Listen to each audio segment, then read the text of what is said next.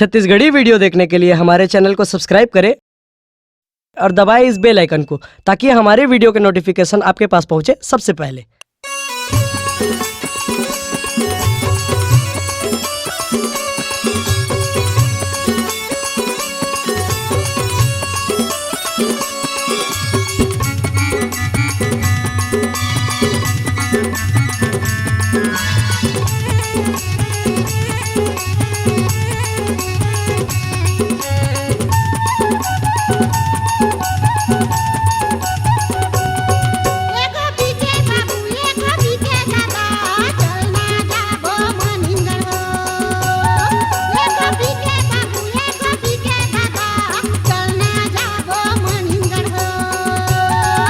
गोपी के दाई गोपी के मम्मी का कर जावे मनिंदर हो। गोपी के दाई गोपी के मम्मी का कर जावे मनिंदर हो।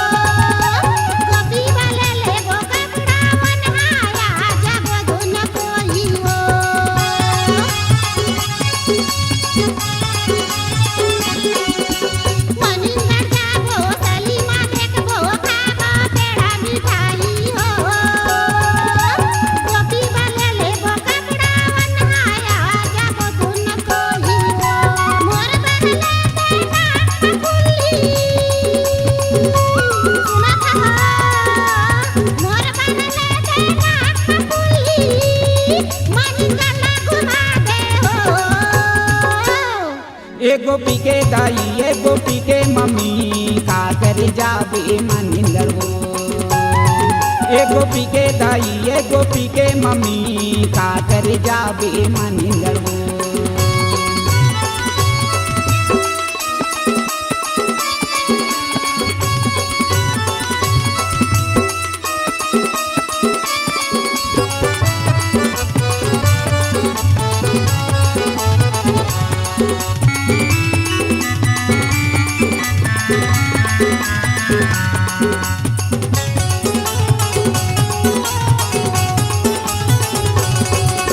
नई जवन हम मनिंद्रिगार नई देखन हम सलीमावो।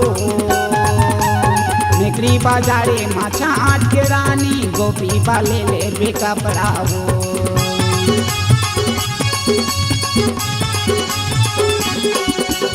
नई जवन हम मनिंद्रिगार नई देखन हम सलीमावो। मेघरी बाजारे मछाट के रानी गोपी वाले ले गो कपड़ाओ। तोड़ बड़ली हूँ पाँव में पैरी गोपी के मम्मी तोड़ बड़ला हाँ पाँव में पैरी मनी गला घुमाते हो।